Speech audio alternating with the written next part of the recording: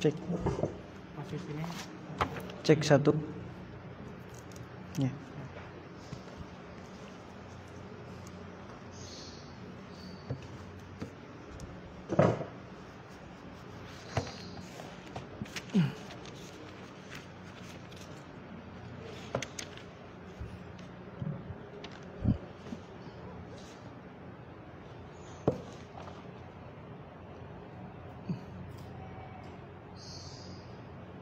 Kita mulai. Baik. Bismillah. Assalamualaikum warahmatullahi wabarakatuh. Alhamdulillahi ala ihsanih wa syukru lahu ala taufiqihi wa amtinanih. Ashhadu an la ilaha illallah ta'ziman li sya'nih wa ashhadu anna Muhammadan abduhu wa rasuluhu adda'i ila ridwanih. Ahibati fillah, azzanallahu wa iyyakum.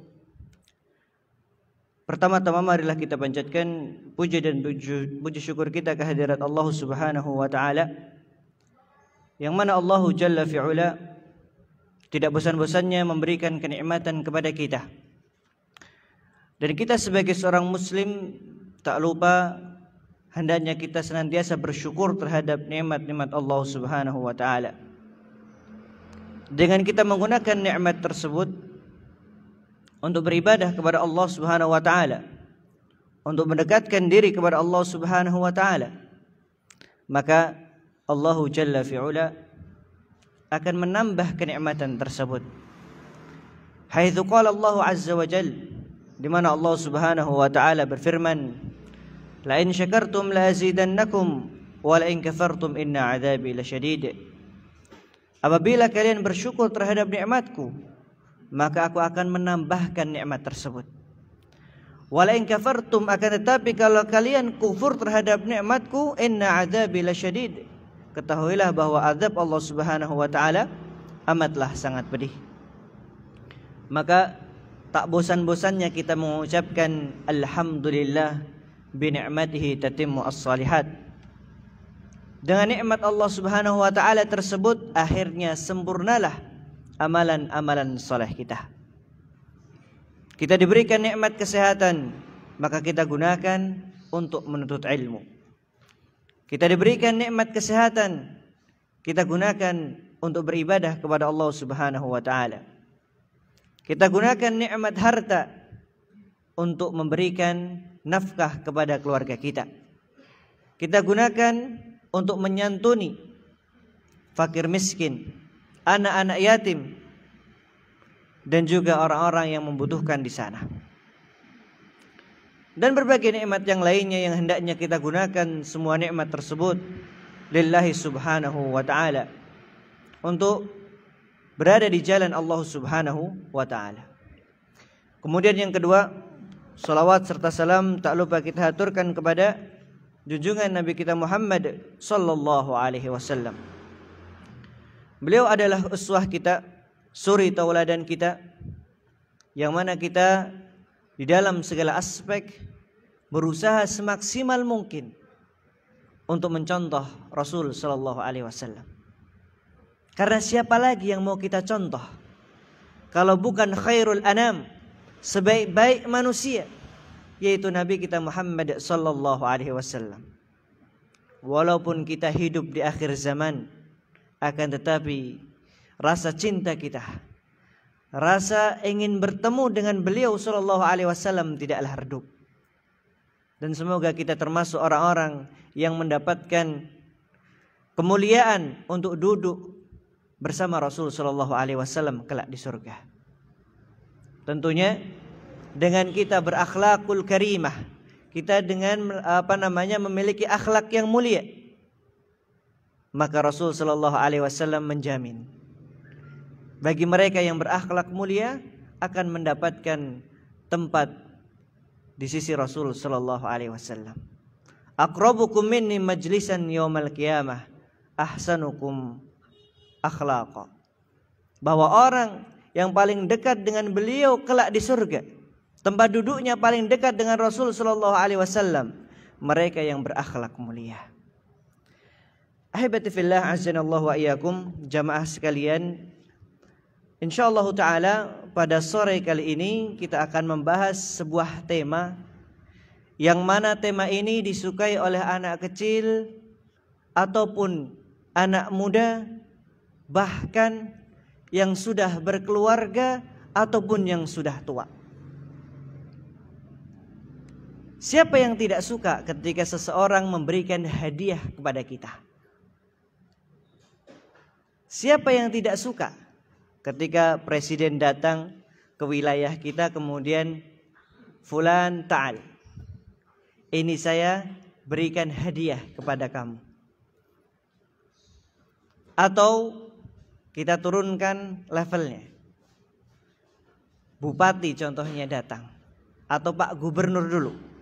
Pak Gubernur datang, kemudian dia mengatakan, fulan silahkan, ini ambil hadiahnya, ini ambil sepedanya.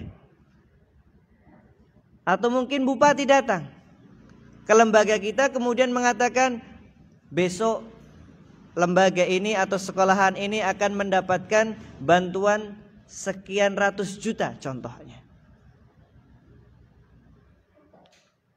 Atau orang tua ketika memberikan anaknya, nak, ini hadiah buat kamu. Bahkan gak usah jauh-jauh bapak-bapak, ibu-ibu sekalian, kita gak usah membicarakan masalah hadiah. Seorang orang tua memiliki kewajiban untuk memberikan nafkah kepada anaknya. Kita sebagai anak, tatkala diberikan uang saku atau diberikan SPP bulanan, sangat-sangat senang rasanya. Padahal itu kewajiban orang tua terhadap anaknya. Apalagi kalau sebuah hadiah, maka sungguh betapa bahagianya seorang anak tatkala diberikan hadiah oleh orang tuanya. Apalagi lagi kesemsem dengan seseorang, lagi suka sama seseorang. Apapun yang diberi, walaupun nilainya tidaklah mahal, sungguh luar biasa, seakan-akan dia memberikan sesuatu yang mahal harganya. Maka bagaimana hadiah di dalam pandangan Islam? Apakah Islam melarang hadiah? Ataukah sebaliknya Islam memberikan motivasi untuk memberikan hadiah sesama kaum muslimin? Maka insyaallah ta'ala kita akan membahas dalam sore hari ini bab tentang al-hadiyah. Bab ini diambil dari kitab Fiqhul Akhlaq wal Muamalat ma'al Mu'minin yang ditulis oleh Syekh Mustafa Al-Adawi hafizahullah ta'ala. Beliau katakan, betapa banyak orang-orang yang sebelumnya marah kepada kita, sebelumnya tidak suka kepada kita, kemudian mereka berbalik menjadi orang yang sangat cinta kepada kita bisababil hadiah, karena sebab hadiah.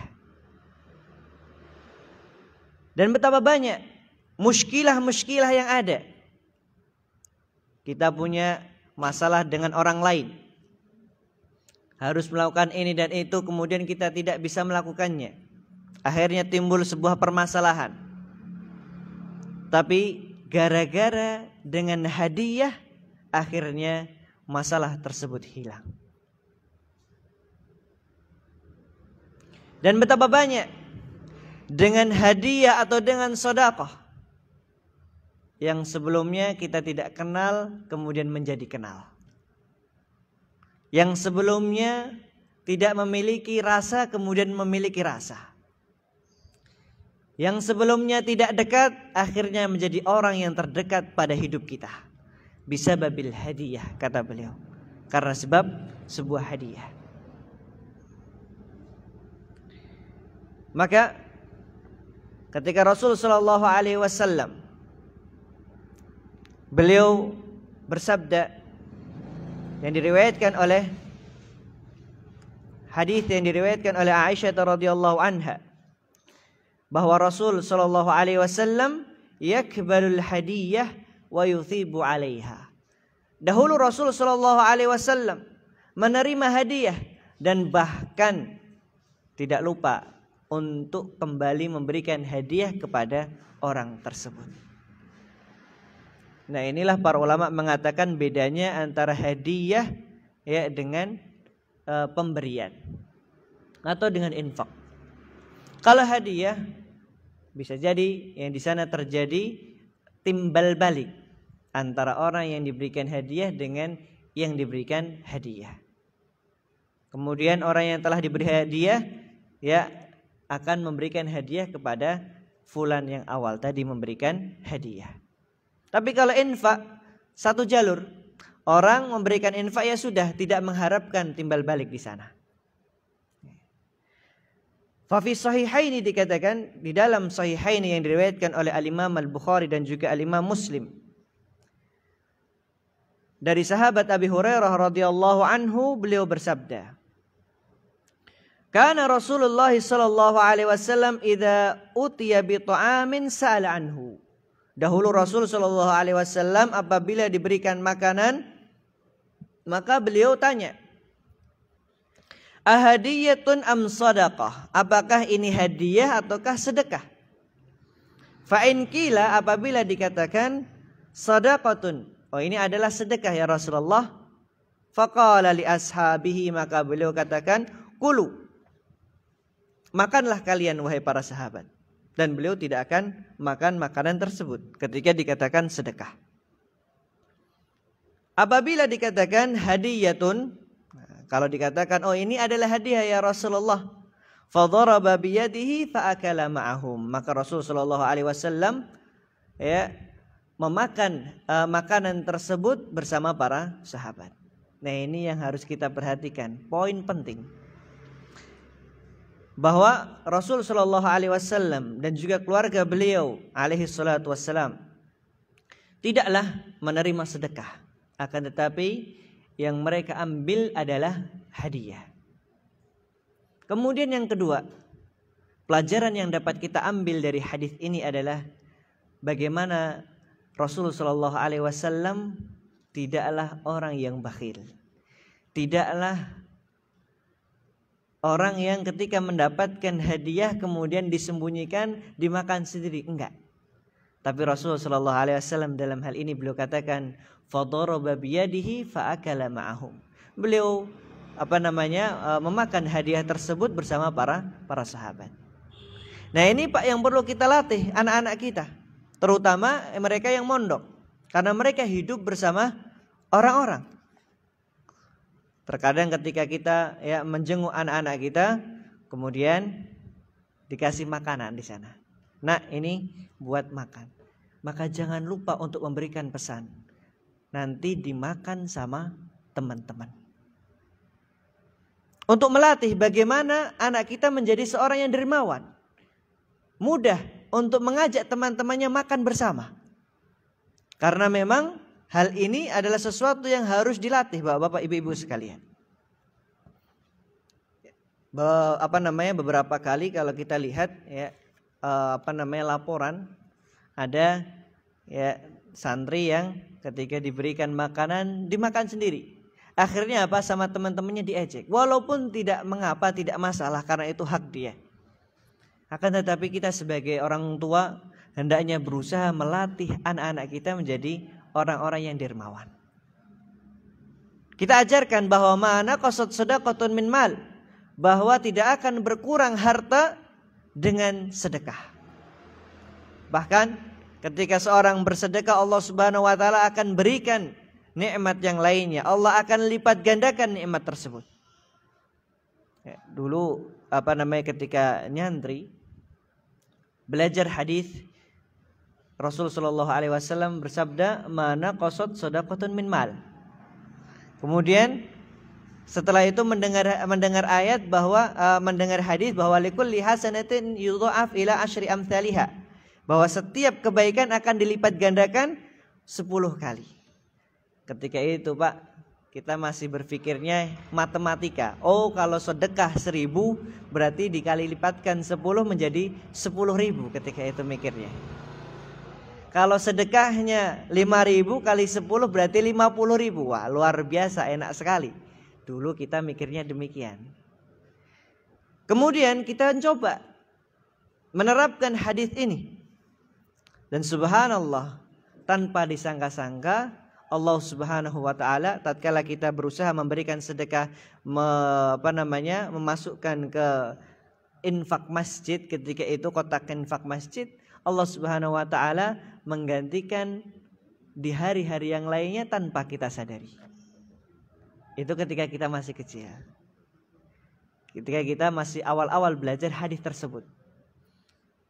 Maka kita ketika sudah dewasa, kita sudah tahu hadisnya, kita tahu maksud daripada hadis tersebut untuk memberikan motivasi kepada diri kita untuk tidak bakhil atau tidak pelit dalam masalah harta. Kita berusaha lillahi subhanahu wa ta'ala untuk memberikan sedekah atau memberikan hadiah kepada saudara-saudara kita. Kemudian di dalam hadis yang lainnya dikatakan, wa kanal ansar, dahulu orang-orang Ansar yahduna li Rasulillah sallallahu alaihi wasallam, beliau orang-orang Ansar memberikan hadiah kepada Rasulullah sallallahu alaihi wasallam. Dan hadis ini dari sahabat, dari ibunda kita Aisyah radhiyallahu anha, beliau mengatakan kepada Urwah.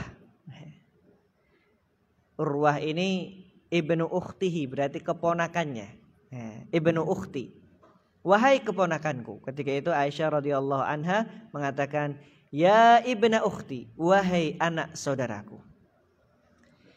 Inna kunna, sesungguhnya kita, lananzur ilal hilali thumma al-hilali thalatha ahillatin fi syahraini. Kita itu selalu melihat bulan purnama terus sampai 2 bulan berturut-turut. Kemudian beliau mengatakan, wa ma uqidat fi abiyati Rasulillah sallallahu alaihi wasallam narun, dan tidak didapati bahwa di rumah Rasul sallallahu alaihi wasallam menyala api. Maksudnya itu tidak ada yang masak, Pak. Bukan berarti apinya sebagai lampu, bukan. Maksudnya tidak ada masak-masak di sana. Sampai 2 bulan dikatakan. Fakultu, maka beliau mengatakan, ya khalah, wahai bibiku, maka na yu'ayyishukum, dari apa kalian hidup? Maka ibunda kita Aisyah radhiyallahu anha mengatakan, faqalat al-aswadan, yaitu at-tamru wal ma. Beliau katakan, ya kita cuma cukup untuk makan kurma dan juga air. Wa ya subhanallah, ini keluarga siapa? Rasulullah sallallahu alaihi wasallam. Hanya air dan juga tamar, kurma. Kalau kita, Pak, nggak ada nasi sehari saja mungkin sudah mengatakan belum makan, Pak. Atau nggak usah jauh-jauh, pagi hari kalau belum makan nasi belum dikatakan sarapan. Tapi lihat bagaimana keluarga Rasul sallallahu alaihi wasallam, dan yang mengatakan ini adalah Ummul Mukminin Aisyah radhiyallahu anha. Kita ini cuma makan air, minum air dan juga makan kurma. Wa kanu, kemudian beliau mengatakan, illa annahu qad kana li Rasul sallallahu alaihi wasallam jiranun minal ansar. Akan tetapi Rasul sallallahu alaihi wasallam mereka memiliki tetangga. Lahum manaih, mereka memiliki kambing-kambing. Wa kanu yamnahuna Rasulullah sallallahu alaihi wasallam min albanihim.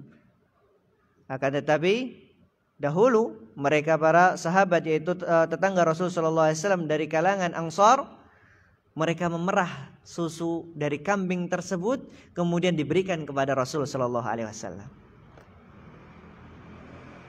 Nah, ini poin penting bagi kita, Pak. Apakah kita sudah memperhatikan tetangga-tetangga kita? Apakah kita sudah memikirkan tetangga-tetangga kita? Melihat kondisi mereka.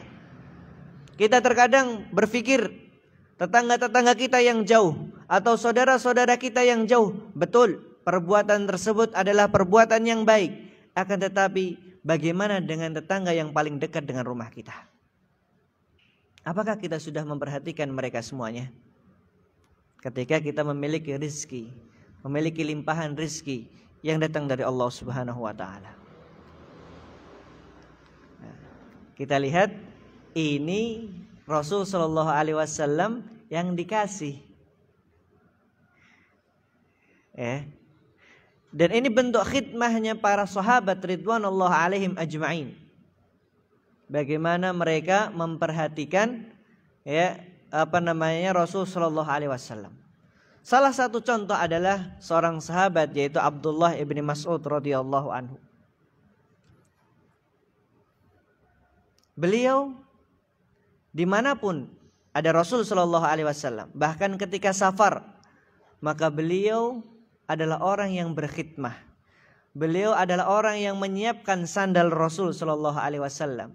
Beliau yang menyiapkan makanan Rasul sallallahu alaihi wasallam. Beliau yang menyiapkan tempat tidurnya Rasul sallallahu alaihi wasallam. Bahkan beliaulah yang menyiapkan wadah untuk bersesuci Rasul sallallahu alaihi wasallam. Nah, ini Pak jarang kita lihat. Bagaimana kita berusaha melatih anak-anak kita dan terlebih diri-diri kita semuanya untuk berkhidmah dengan guru-guru kita. Nasallallahu subhanahu wa ta'ala, kita memohon kepada Allah subhanahu wa ta'ala agar diberikan akhlak yang mulia. Amin ya rabbal alamin. Kemudian beliau memberikan bab yang lainnya yaitu al-hathu 'alal hadiyah walau bil qalil, yaitu motivasi untuk memberikan hadiah walaupun hadiah tersebut sangat sedikit.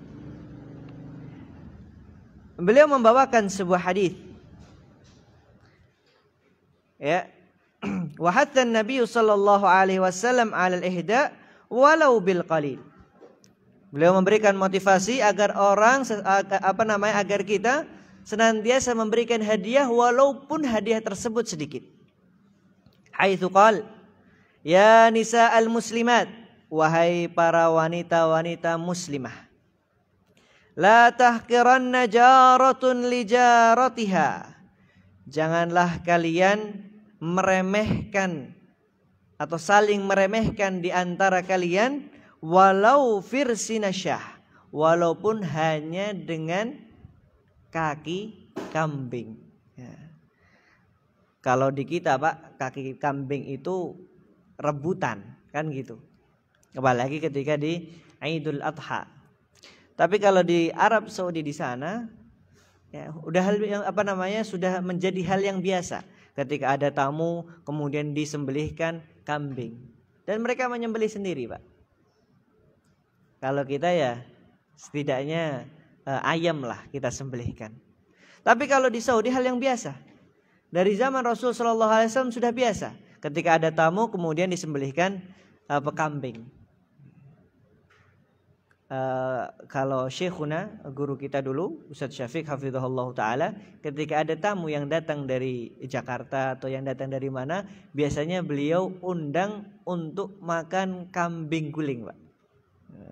Dah hal yang biasa dan sering sekali beliau melakukan demikian.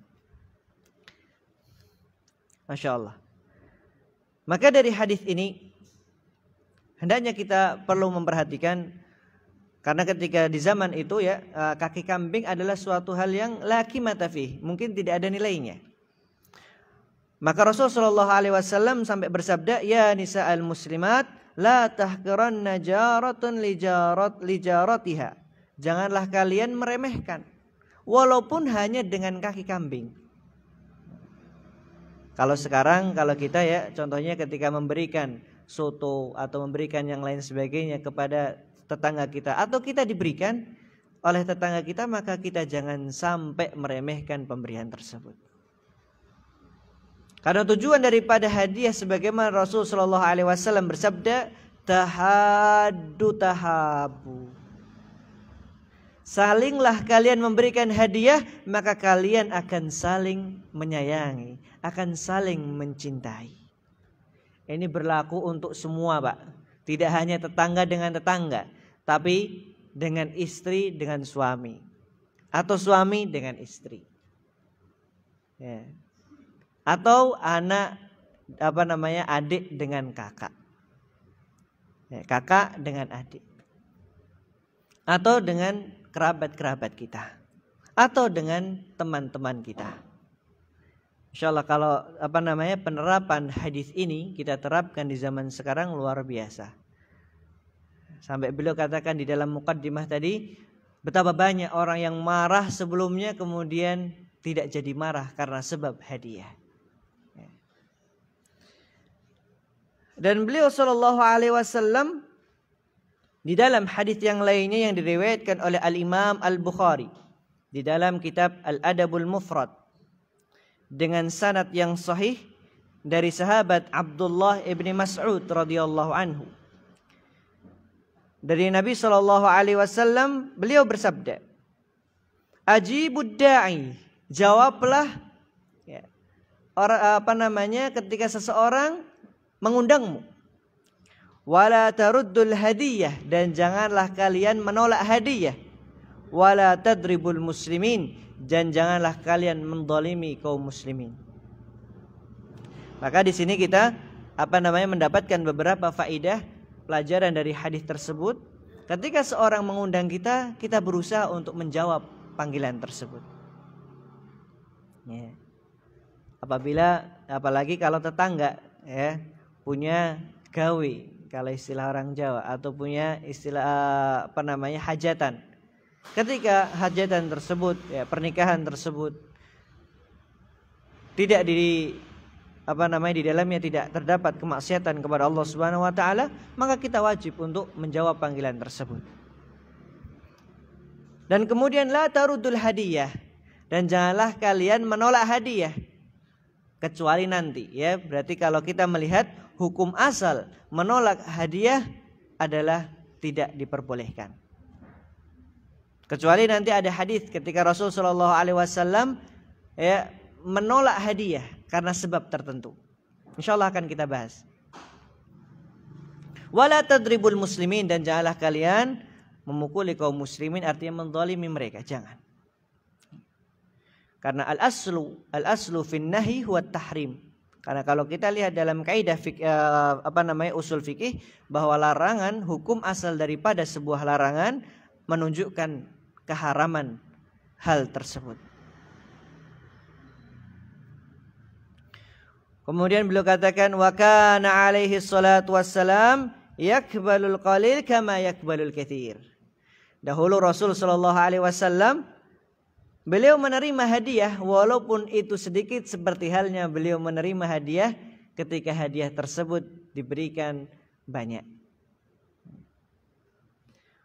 Fa fi sahih, di dalam hadis yang sahih yang diriwayatkan oleh Al-Imam Al-Bukhari dari sahabat Abi Hurairah radhiyallahu anhu, bahwa Rasul sallallahu alaihi wasallam bersabda, "Lau du'itu ila dhira'in aw qura'in la ajibtu, wa la uhdiya ilayya dhira'un aw qura'un la qabiltu." Beliau katakan, kalau seandainya aku diundang untuk makan-makan, walaupun hanya dengan paha yang depan ataupun paha yang belakang, maka aku akan menerima panggilan tersebut. Dan kalau seandainya aku diberikan hadiah paha yang depan ataupun paha yang belakang, maka laqabiltu, aku akan menerima hadiah tersebut. Kemudian Al-Imam Al-Hafidh Ibn Hajar rahimahullahu ta'ala beliau mengatakan bahwa di dalam hadis ini terdapat dua hal. Ada yang beliau sukai, yang mana beliau itu menyukai bagian dhira', yaitu paha bagian depan. Beliau menyukai. Maka ketika diberikan sesuatu yang mungkin tidak beliau sangat sukai, tetap beliau terima. Dan sama, tidak membeda-bedakan. Inilah makna daripada sebuah hadiah. Maka kalau kita diberikan, contohnya ada roti yang mungkin kita diberikan roti yang enak ataupun yang biasa, kita terima dua-duanya ketika tidak ada sesuatu yang menghalangi kita untuk menerima hadiah tersebut. Inilah Rasul sallallahu alaihi wasallam. Bagaimana dengan kita sebagai umatnya yang bahkan dengan lantang kita mengucapkan kita cinta Rasul Shallallahu Alaihi Wasallam. Dan beliau kemudian menyebutkan bahwa apabila ada sebab yang menjadikan kita tidak bisa menerima hadiah tersebut, maka kita jelaskan. Kita jelaskan kepada sang pemberi hadiah. Sebagaimana di dalam Sahihaini yang diriwayatkan oleh Al-Imam Bukhari dan juga Al-Imam Muslim. Beliau katakan, dahulu ada yang memberikan hadiah kepada Rasul sallallahu alaihi wasallam himaran wahsyian. Ya, keledai yang wahsyian, liar, ya, keledai liar. Wa huwa bil abwa au biwaddan. Dan ketika itu berada di daerah Al-Abwa ataupun daerah Waddan. Faraddahu alaihi, maka Rasul sallallahu alaihi wasallam menolak. Falamma ra'a ma fi wajhihi, tatkala melihat di wajah orang tersebut sesuatu yang tidak mengenakkan, kemudian Rasul sallallahu alaihi wasallam mengatakan, "Ama inna lam narudduhu 'alaika illa ana hurumun." Beliau katakan, "Ama inna lam narudduhu 'alaik." Sesungguhnya kita tidak menolak pemberian tersebut kecuali kami dalam keadaan ihram. Kalau orang dalam keadaan ihram enggak mungkin ya untuk memakan hal tersebut. Enggak boleh. Maka karena sebab demikian akhirnya Rasul sallallahu alaihi wasallam menolak. Wa qala al-Hafidz Ibnu Hajar, berkata al-Imam Hafidz Ibnu Hajar, wa fihi annahu la yajuz, maka dalam hal ini tidak boleh seseorang itu menerima ma lam yahil minal hadiyah, ketika hadiah tersebut tidak halal. Kalau kita Pak diberikan hadiah khamar, maka kita enggak boleh Pak menerimanya. Ya. Apalagi kalau kita tahu uang tersebut ternyata dari mencuri, contohnya. Maka kita tidak menerimanya, walaupun nanti di dalam hukum fikih ya, ada khilaf di antara para ulama. Ada yang mengatakan halal bagi kita, ada yang mengatakan haram secara mutlak. Ya. Ini masuk dalam pembahasan apakah harta yang diambil dari sesuatu yang haram halal buat orang yang lain ataukah tetap dalam keadaan haram. Ya, dalam pembahasan haram li dzatihi ataukah haram li ghairihi. Ya. Atau seandainya kita diberikan hadiah yang ternyata barang tersebut adalah barang yang najis. Contohnya apa Pak? Sepatu mungkin. Mahal harganya. Ternyata dari kulit ular contohnya. Maka haram hukumnya kita untuk menerima hadiah tersebut. Atau contoh yang lainnya. Ternyata mendapatkan hadiah berupa sabuk ya. Dan sabuk tersebut dari kulit buaya contohnya. Walaupun buaya sendiri ada khilaf di antara para ulama. Tatkala kita meyakini bahwa buaya haram, maka haram hukumnya kita untuk menerima hadiah tersebut. Maka ini yang perlu kita perhatikan bersama-sama. Kemudian beliau membawakan bab yang berikutnya, yaitu menerima hadiah dari seorang wanita. Wa kana an-nabiy sallallahu alaihi wasallam yakbalul hadiyata minan nisa'i kadzalik. Dahulu Rasul sallallahu alaihi wasallam pun menerima hadiah dari wanita-wanita. Wa fi sahihaini, dan juga terdapat di dalam sahihain yang diriwayatkan oleh Al-Imam Al-Bukhari dan juga Al-Imam Muslim dari sahabat Ibnu Abbas, yaitu Abdullah Ibnu Abbas radhiyallahu anhuma. Beliau mengatakan, ahdat Ummu Hafid khalatu Ibnu Abbas. Ya, dahulu Ummu Hafid, yaitu khalah, bibinya Ibnu Abbas. Nah, kalau khalah itu bibi dari jalur ibu. Kalau ammah, yaitu ammah itu bibi dari jalur bapak.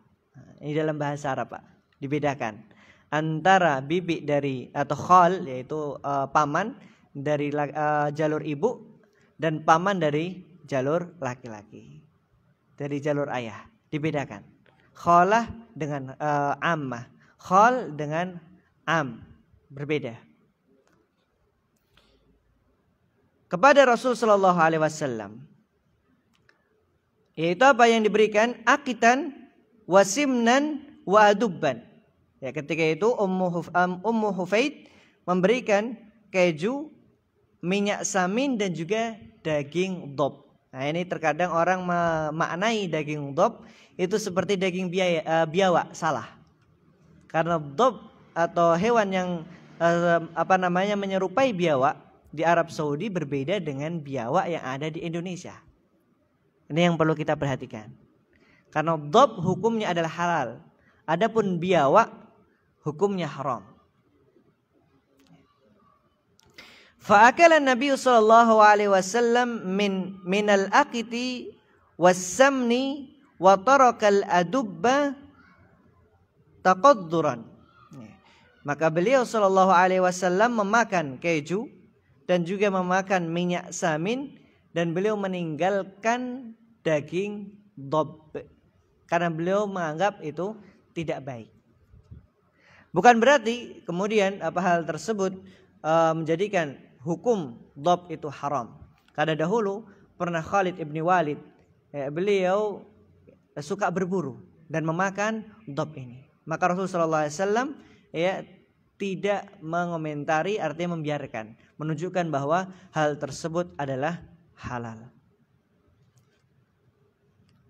Nah ini, monggo nanti kalau bapak-bapak atau ibu-ibu ketika umroh atau ketika haji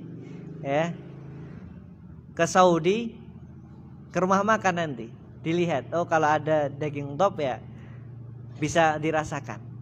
Kalau katanya para asatidah ya dagingnya seperti daging ayam. Wallahu taala alam, kita juga belum pernah nyoba, Pak.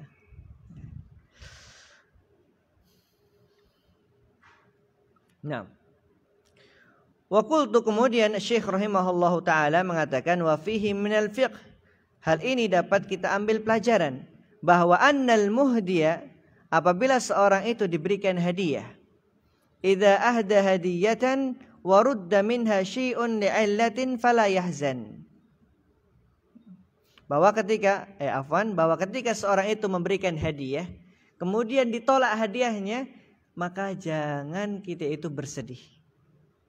Wa yaltamis udhra liman raddal hadiyah, dan kita berusaha untuk memberikan uzur bagi mereka yang menolak hadiah tersebut. Au juz'an minha ma damat illah wadihah, selama illahnya atau sebabnya itu jelas.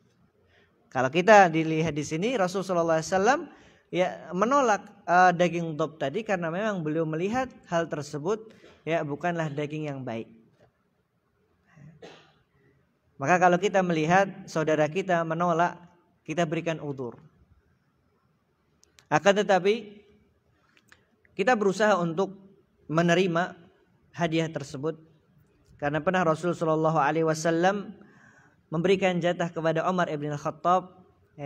Kemudian Umar mengatakan, la ya Rasulullah, tidak wahai Rasulullah, aku sudah punya harta. Maka Rasulullah SAW bersabda, anfik bihi, maka infakkan dengan harta tersebut kepada orang lain. Walaupun kita tidak memakannya, kemudian kita infakkan kepada orang lain, maka ini sebagai bentuk bahwa penyalur daripada infak tersebut. Wa akhrajal Imam Ahmad, dan juga Imam Ahmad mengeluarkan di dalam musnad beliau bi isnadin hasan, dengan sanad yang hasan, min hadithi Abdullah ibni Busr. Beliau mengatakan, kanat ukhti, dahulu saudariku, tab'atuni ila Rasulillah, memerintahkanku untuk pergi kepada Rasul sallallahu alaihi wasallam bil hadiyah, dengan hadiah, fayaqbalaha, maka Rasul sallallahu alaihi wasallam menerima hadiah tersebut. Walaupun dari siapa? Dari perempuan. Kemudian beliau membawakan bab yang lainnya, bahwa hendaknya kita tidak berusaha meminta kembali apa yang sudah kita berikan. Nah, sekarang ini pembahasannya ketika kita Pak memberikan hadiah, jangan sampai kita meminta balik hadiah tersebut. Ya. Dan ini sungguh ketika kita melihat hadis Rasul sallallahu alaihi wasallam, beliau memberikan perumpamaan yang sangat menjijikkan. Apa yang beliau sabdakan? Dahulu Rasul sallallahu alaihi wasallam bersabda, "Al-'aidu fi hibatihi kal kalbi yarji'u fi qi'ihi." Orang yang meminta balik apa yang sudah dia berikan seperti hewan anjing tatkala dia muntah kemudian dia ambil lagi muntahan tersebut. Wal a'yadu billah. Jadi sungguh menjijikkan sekali. Orang sudah memberikan hadiah kemudian diminta kembali hadiah tersebut. Kalau memang tidak mau memberikan hadiah, maka dari awal tidak memberikan hadiah, itu lebih baik bagi dia. Daripada sudah diberikan, kemudian ada penyesalan nih. Aduh, kenapa saya tadi berikan kepada orang tersebut? Akhirnya dipanggil, "Fulan, ta'al, mana tadi hadiah yang sudah saya berikan kepada dirimu?" Maka selayaknya hal tersebut kita berusaha untuk tinggalkan. Dan jangan sampai ketika kita memberikan hadiah kemudian kita ungkit-ungkit hadiah tersebut. Mau itu hanya sekedar mengungkit-ungkit saja atau mungkin sebagai bentuk riya kepada orang lain, "Oh, saya telah memberikan hadiah kepada fulan dan fulan." Jangan sampai kita melakukan demikian. Allah Jalla fi'ula berfirman di dalam surah Al-Baqarah ayat yang ke-263 sampai 264. Haitsu qala Allah Jalla fi'ula, "Qaulun ma'rufun wa maghfiratun khairum min shadaqatin yatba'uha adha. Wallahu ghaniyyun halim. Ya ayyuhalladzina amanu la tubtilu sadaqatikum bil manni wal adha." Allah Jalla fi'ula berfirman, perkataan yang baik, qaulun ma'ruf wa maghfiratun, dan juga pemaafan, khairun, lebih baik, min sadaqati yatba'uha adha, yang mana lebih baik daripada sedekah yang diikuti dengan perbuatan yang buruk. Wallahu ghaniyyun hamid, wallahu ghaniyyun halim. Sesungguhnya Allah Subhanahu wa taala Maha Kaya dan juga Maha Penyantun. Kemudian ayat yang setelahnya, ya ayyuhalladzina amanu, panggilan kepada orang-orang yang beriman. La tubtilu sadaqatikum, janganlah kalian membatalkan sedekah-sedekah kalian. Atau dalam makna di sini, la tubtilu sadaqatikum artinya sudah memberikan sedekah kemudian kalian rusak sedekah tersebut. Bil manni wal adha, dengan menyebut ya hadiah yang telah kalian berikan, wala adha, atau dengan menyakiti perasaan orang yang diberikan hadiah. Antum itu sudah saya berikan hadiah. Ini sungguh perkataan yang sangat menyakitkan. Seakan-akan ya yang diberikan hadiah adalah orang yang tidak memiliki apa-apa. Padahal niat daripada hadiah adalah tajlibul mawaddah. Kita berusaha untuk mendapatkan kasih sayang, mendapatkan kecintaan antara kaum muslimin. Maka hendaknya kita berusaha semaksimal mungkin Bapak dan Ibu-ibu sekalian untuk memperhatikan, walaupun mungkin sepele. Kita memberikan uang 1.000, kita memberikan uang 5.000 ataupun 10.000, 500.000 atau berjuta-juta. Ketika kita niatkan karena Allah Subhanahu wa taala, maka kita tidak mengungkit-ungkit pemberian kita tersebut. Atau bahkan meminta kembali. Ya. Contoh ya kalau di video yang beredar ya. Ya, itu ada hanya video lucon-luconan mungkin, dan juga untuk mengingatkan kepada kita. Ketika sholat Jumat ada yang kotak keliling. Nah, ini yang perlu diperhatikan. Kalau bisa kotak infak itu ketika sholat Jumat ditaruh di depan, jangan kelilingkan. Qadarullah ada uang yang jatuh, kemudian bapak yang belakang menepuk yang di depan. Mas diberikan uangnya, dikirain disuruh untuk memasukkan ke kotak infak tersebut. Ternyata itu uang dia. Dan dia memasukkan uang 10.000. Yang uang yang tadi yang dia masukkan juga harganya bernilai 100.000. Kemudian setelah selesai bingung, kok nggak ada? Ternyata uang tadi yang bapak tadi menepuk, dikirain disuruh untuk masukkan, ternyata uang dia. Kecewa. Jangan sampai kita melakukan demikian. Apalagi ketika memberikan hadiah kepada orang lain. Niatnya sudah mengeluarkan, Masya Allah. Dilihat uangnya ada 100.000, 50.000 sama 10.000. Sudah dikeluarkan, Masya Allah, tebel. Ternyata yang diambil cuma 10.000. Kecewa ini yang diberikan. Ya, kita berusaha untuk memberikan sesuatu yang terbaik kepada saudara-saudara kita. Dan Rasulullah SAW beliau bersabda, "Thalathatun," ada 3 golongan. La yukallimuhumullahu yaumal qiyamah. Allah Subhanahu wa taala tidak akan mengajak mereka berbicara. Wala yanzuru ilaihim, dan Allah tidak akan melihat kepada mereka. Wala yuzakkihim walahum adzabun alim, dan Allah tidak mensucikan mereka dan mereka mendapatkan azab yang pedih. Maka para sahabat pun bertanya, "Manhum ya Rasulullah?" Siapa mereka wahai Rasulullah? Maka beliau katakan, al-musbilu.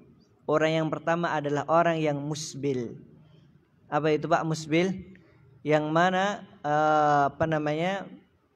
celananya atau kainnya yang melebihi mata kaki. Ini untuk laki-laki. Al-musbil. Kemudian al-mannan bima ata, yaitu orang-orang yang mengungkit pemberiannya. Wal munfiqu sil'atahu bil halafil kadhib, dan orang yang menjual barangnya dengan al halafil kadhib, dengan sumpah yang palsu. Yang pertama tadi orang yang musbil, yang mana kainnya atau celananya melebihi mata kaki. Ini untuk laki-laki. Kemudian yang kedua orang yang mengungkit-ungkit pemberiannya. Dan yang ketiga adalah orang yang menjual barangnya dengan persumpahan yang palsu. Nah ini Pak yang perlu kita perhatikan juga. Ketika kita menjual terkadang mengatakan, wallah barang ini luar biasa indahnya. Demi Allah ini bagus sekali. Gak ada yang lainnya.